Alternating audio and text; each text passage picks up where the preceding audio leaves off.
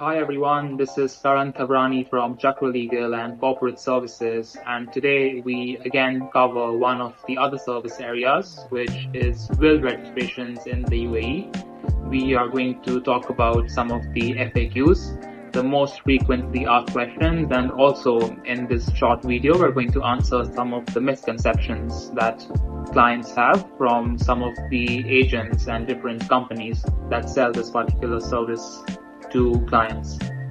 So the first question, do I need a will in the UAE? Yes, absolutely, you do need a will, because let's say if you don't have a will, then the Sharia law applies to your estate in the UAE, and this means that multiple people inherit your assets, but it may be incorrect that the court will take over your assets or the government will take over your assets. This is something I hear other people being informed by different companies, and this is absolutely not true. In case you don't have a will, your estate will still go to your family only, which is your parents, your spouse, your children, and in some cases your siblings as well. It's just that the only difference is that with a will, you have a certain distribution mechanism as per your wishes, and you can give all of your assets to one beneficiary. When you don't have a will, all of the assets get distributed to multiple beneficiaries in your family tree. So having a will registered in the court is something which is definitely recommended, so that there's more certainty about the future of your assets being secured. The next question, how much does it cost? This is another of course, one of the main questions the client has. In terms of cost, there are three options to register the will. So there's Abu Dhabi courts, there is Dubai courts, and there is DIFC. All three jurisdictions cover your UAE assets, and in terms of costs, with Abu Dhabi courts it costs 950, with Dubai courts it costs 2167, and with DIFC it costs 10,000 dirhams. These are all the prices for a single will. In terms of the difference in the pricing, why is it so much in DIFC? Two reasons mainly.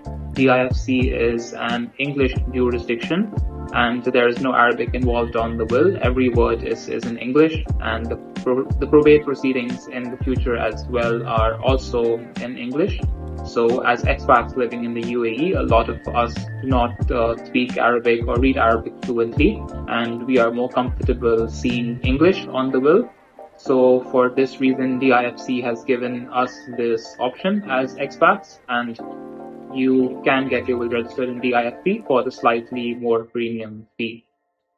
But that being said, in terms of the execution of the will, because of the English language, it is something that the executor themselves can execute the will. I will get to the part of who an executor is and what their role is exactly in a couple of minutes.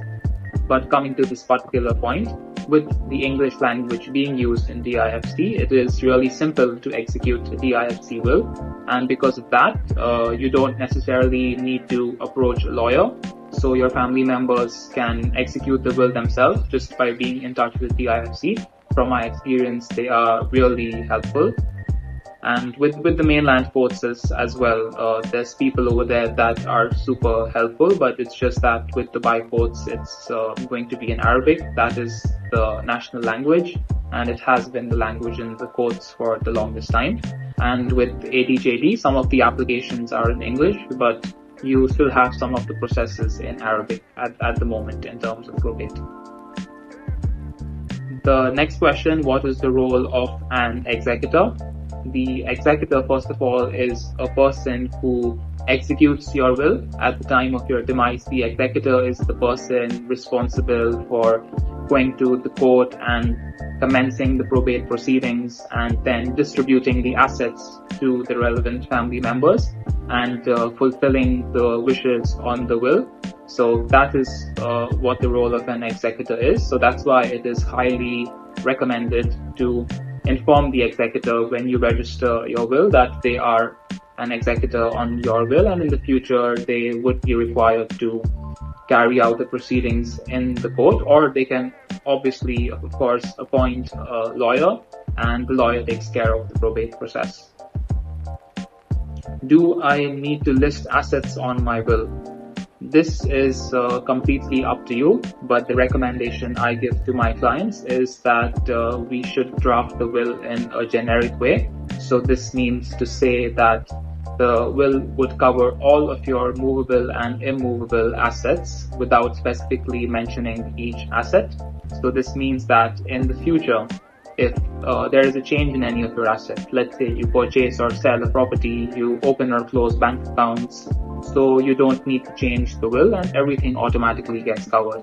In contrast, if you choose to list your assets, then you would have to review the will every, say, 5 years, because you would have to update the assets and go through the registration process of the will again. The next question: can I register a will as a Muslim? Yes, you absolutely can.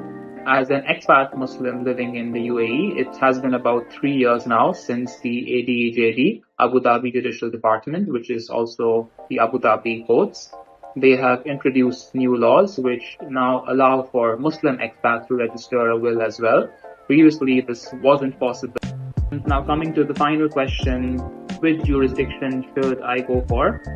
This again depends entirely on you because of how much you're looking to spend. All jurisdictions, Dubai courts, DIFC, and ADJD cover your UAE assets. The advice that I would give to you, and I give to the rest of my clients as well, if you're looking to spend the least amount of money and just get your will registered, go for ADJD. If you're based in Dubai and you don't want to spend so much like a DIFC will, and all your assets are in Dubai, you've lived in Dubai for a very long time, then I would say go for Dubai courts. And if you have assets in multiple countries, and if you have assets of perhaps high value and you have a bit more money to spend, you have more budget that you've allocated for your will registration, then for all of these reasons, I would definitely say go for DIFC. Because with the DIFC will, you can include multiple country assets as well. And a special one for Indian nationals over here: if you have an Indian passport and you live in the UAE, you can get your Indian will registered at IBS, which is one of the official outsourced consultancies and offices of the Indian embassy. So getting an attestation at IBS would mean it would be as good as getting the attestation done at one of the local courts in India. So Indian nationals can get Indian wills registered in the UAE as well, and that's something I can also assist with. So that's all for our questions. If there's anything I missed out on and anything you need answers for specifically, please feel free to get in touch through my website or in the comments below. Thank you so much and speak to you soon.